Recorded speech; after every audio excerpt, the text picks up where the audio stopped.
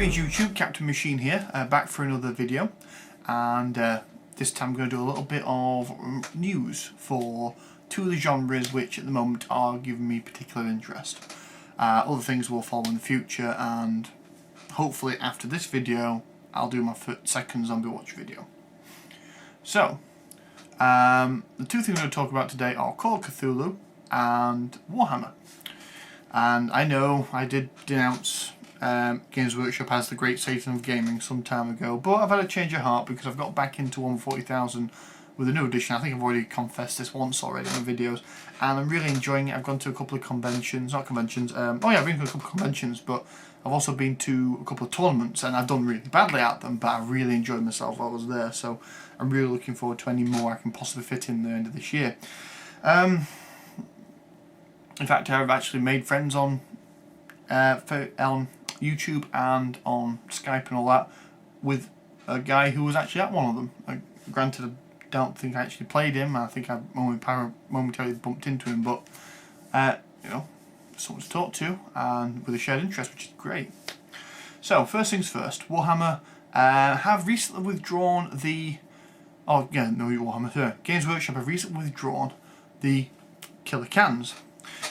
Because the killer cans, I don't know if you know this, are little mini dreadnoughts for the Orc army with little Gretchen inside them, which are like space goblins basically, and they have been proven to be too pointy and they don't meet the requirements of being toys, because at least in the UK, Games Workshop sell their products as toys and therefore have to abide by all the EU regulations for toy safety, and they don't abide by it. Why the Dreadnought, or the Death Dread as it's called, doesn't suffer the same fate, because that is pointy as well, I'll never know.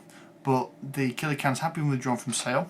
There's two running theories, composing theories at the moment of what they're going to do about it.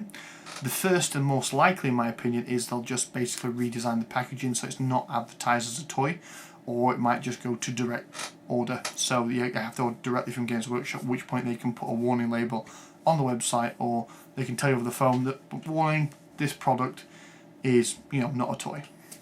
The second, and in my opinion the least likely, because it costs a lot of money to do this, would be to redesign the mould and then re-release it. But I hope they don't do that, because the mould is really nice. It's a really nice set of models. You get 3 in a box, which is a really good value, and they are very reasonably effective on the battlefield. Secondly, Games Workshop are releasing their, I think it's the 8th edition of Warhammer Fantasy Battle this July.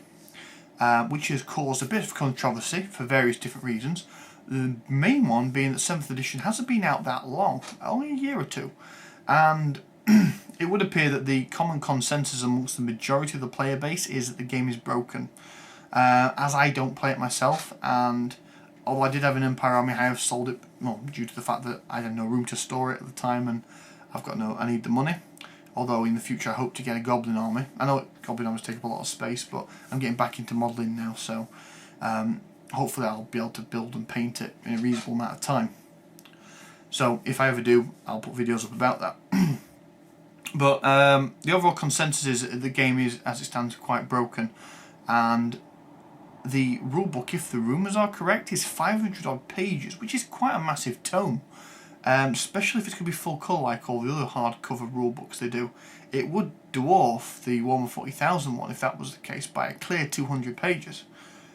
Now, a lot of people think this is a misprint, and I'm inclined to believe it. I don't think the Games Workshop are in the habit of releasing massive books for the same price as a regular sized book out of habit. I think that if they were going to release a 500 to 600 page document as a hardback book, they would charge more than what's currently being advertised at the moment.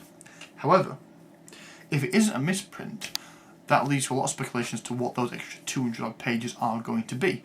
And the running theory at the moment is that they're going to change that much of the game, that effectively going to have to restart the whole thing again, which means that those final 200 pages might be armorless for everything that's come before it.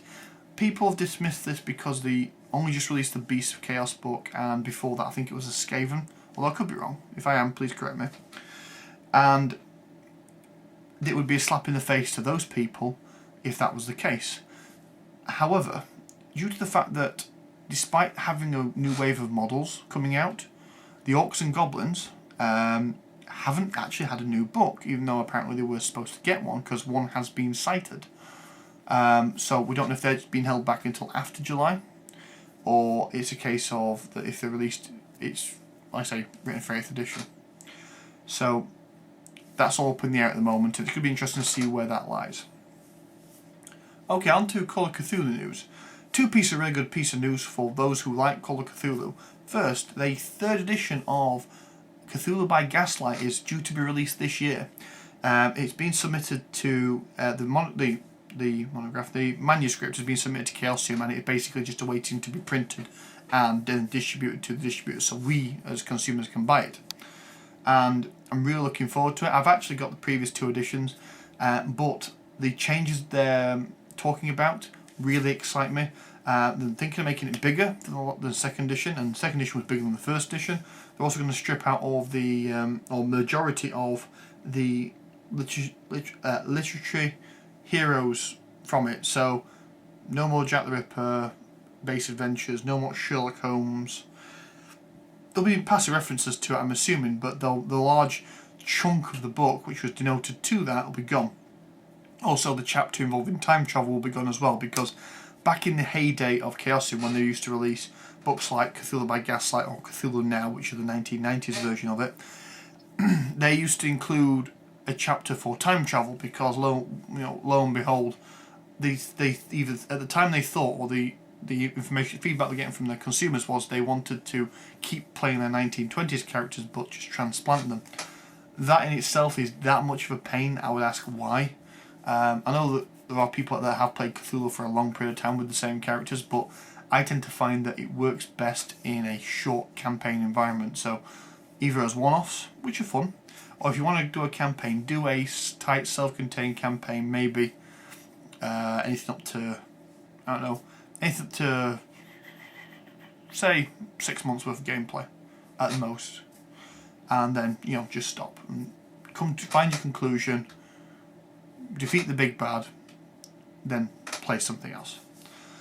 So that was always confused me, but I'm really looking forward to this, and the fact that it looks like it's going to be supported not by Chaosium themselves directly, because Chaosium's release schedule is, although I've been improving recently, and I'll be talking about the new releases when I get a chance to actually buy them, because money's a bit tight at the moment. But I believe there are several other companies which licensees will be publishing books for them.